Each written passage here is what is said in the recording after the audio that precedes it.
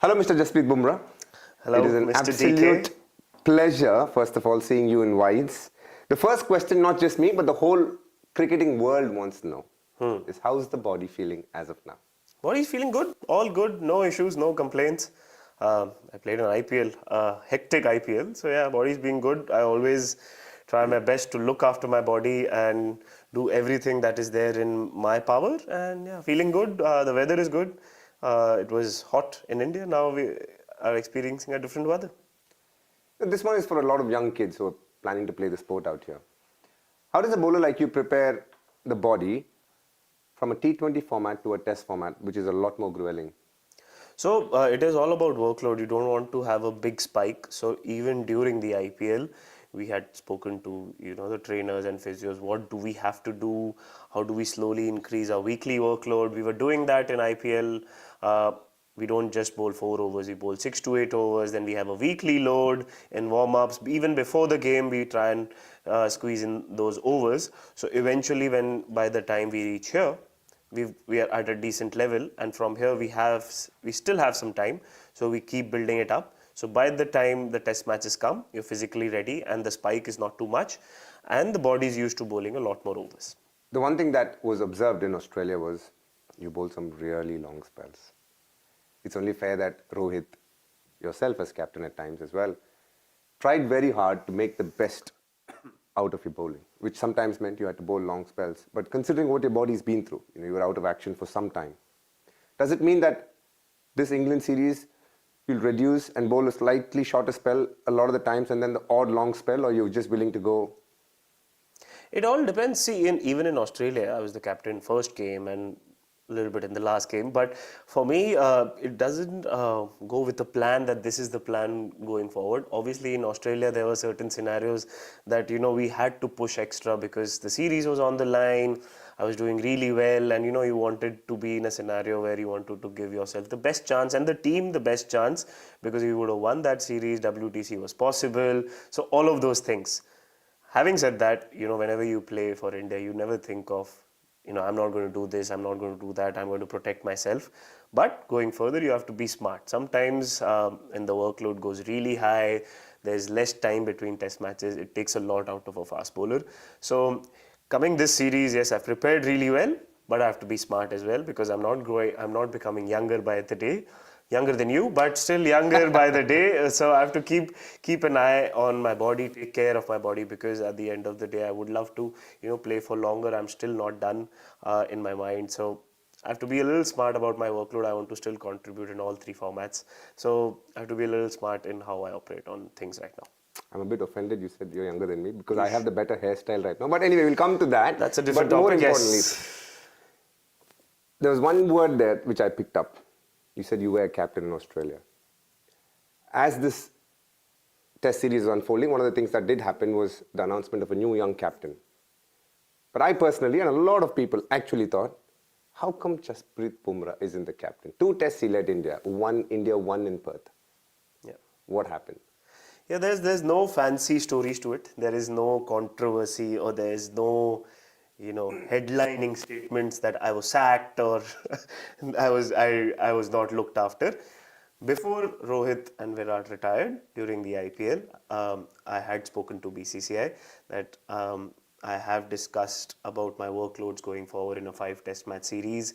I've spoken to the people who have managed my back. I've spoken to the surgeon as well, who's always spoken to me about how smart you have to be about the workloads. So I did speak to him, and then we came to a conclusion that I have to be a little more smart. So then I called the BCCI. I said I don't want to be looked at in a leadership role because I won't be able to give all test matches coming a 5-test match series. So then, yes, the BCCI was looking at me at leadership, but then I had to say no, that it's not fair for the team as well, that a 5-test match series, 3 match somebody else is leading, 2 matches somebody else is leading. It's not fair on the team, and I always wanted to put the team first. So yes, even if me being there as a player offers a lot more, just not as a captain. The captaincy is a post, but you always have leaders in the team, and I wanted to do that. And obviously, if I'm not careful, I don't know about the future, and I don't want to be in a situation where, abruptly I have to go away from this format. So I just thought that for continuity, and it is only fair on the team that, the team goes in that direction where they look at long term, and I could help in whatever way I can. But yeah, captaincy meant a lot. I had worked very hard for it, but unfortunately, sometimes you have to look after the bigger picture. I love cricket more than captaincy, so I want to contribute more as a cricketer and to the Indian team as a player.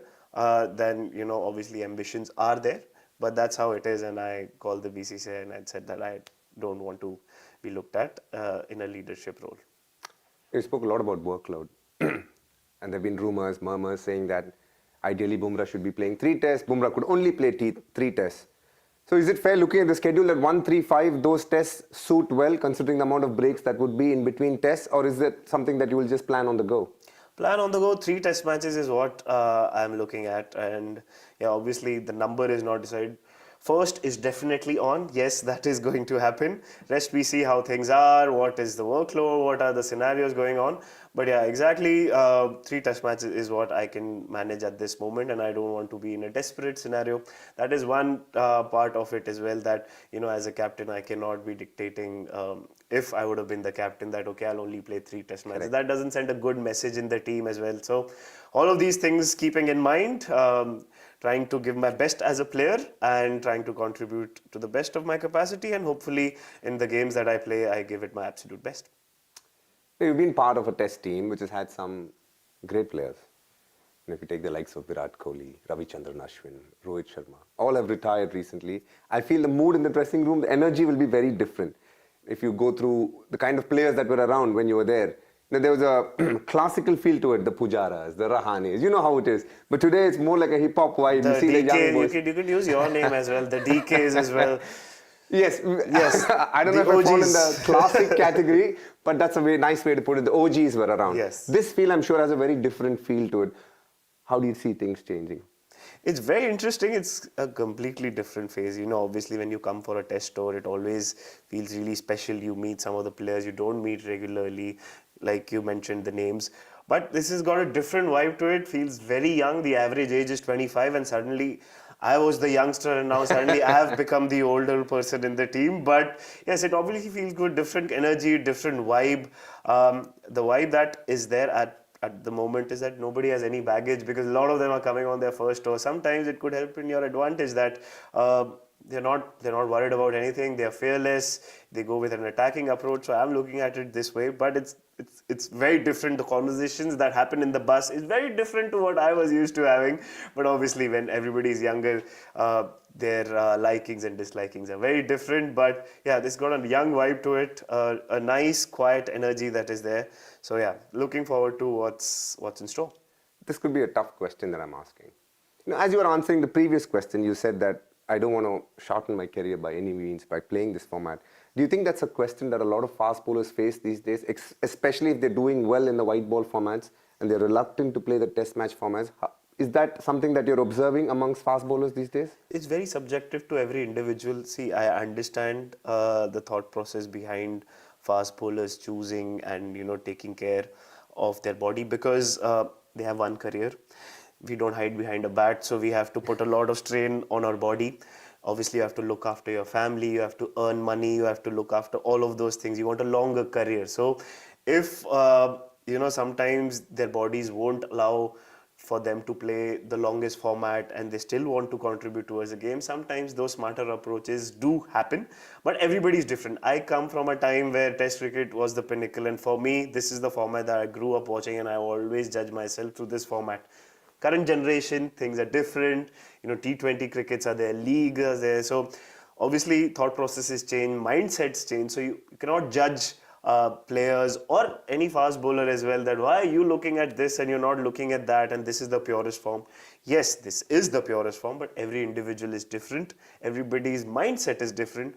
I had grown up looking at this and I think this is the best, but every individual is different. So I don't judge bowlers by thinking or being reluctant towards this format.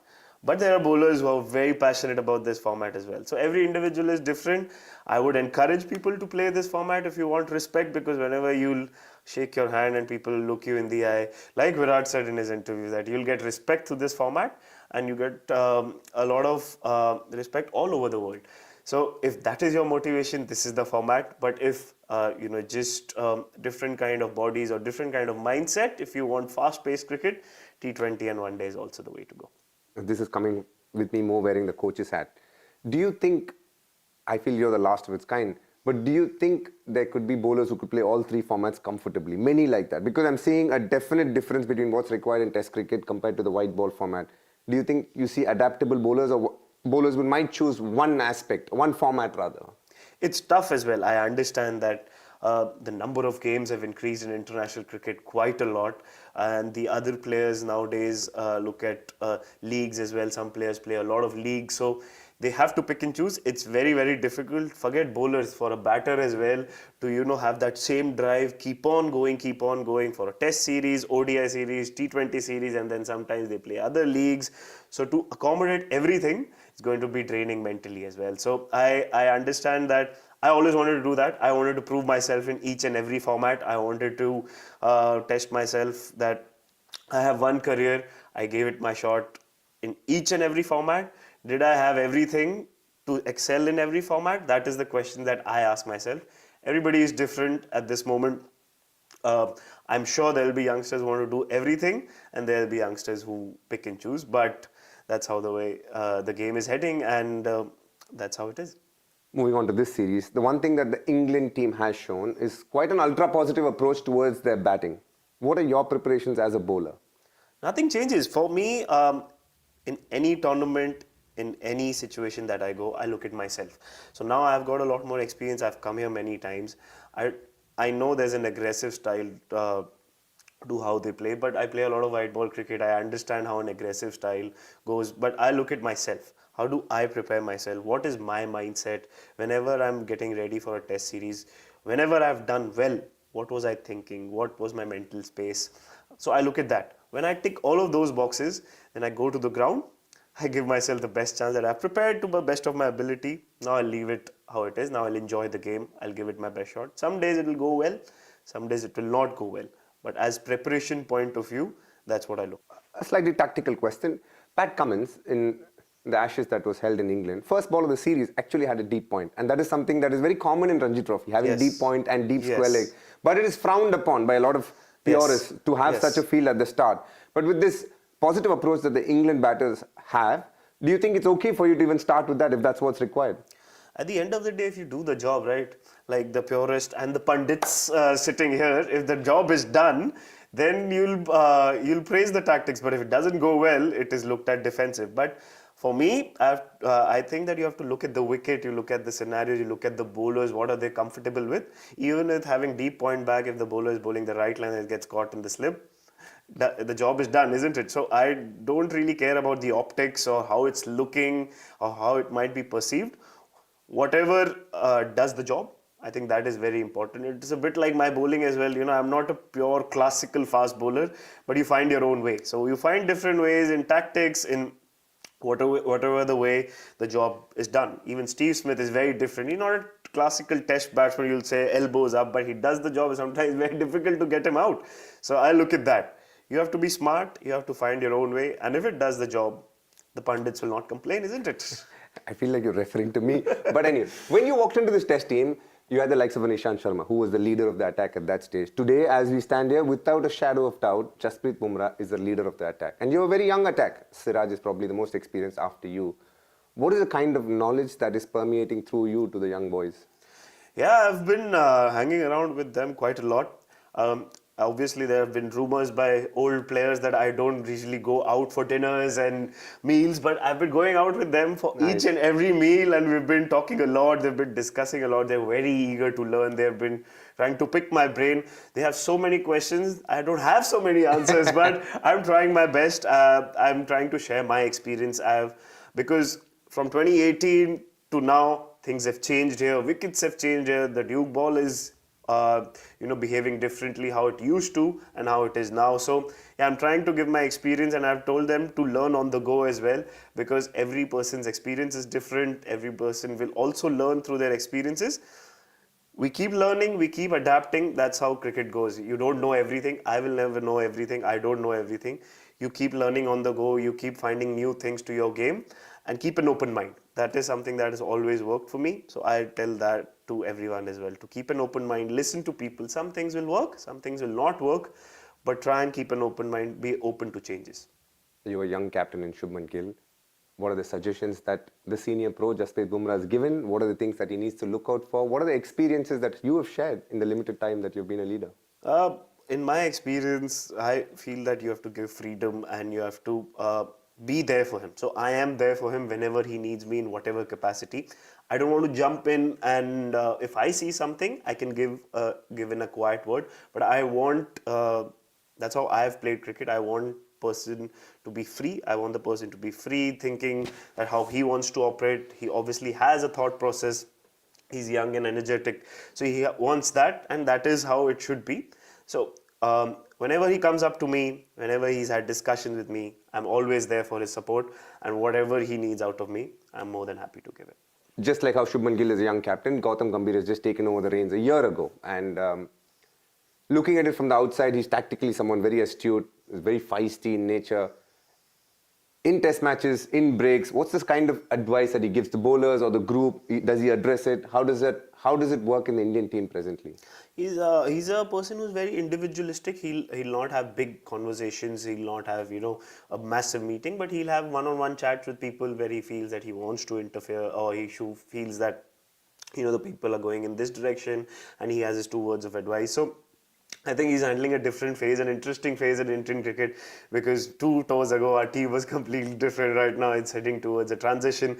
So obviously it's an interesting phase, and you require a lot more patience and a lot of calm.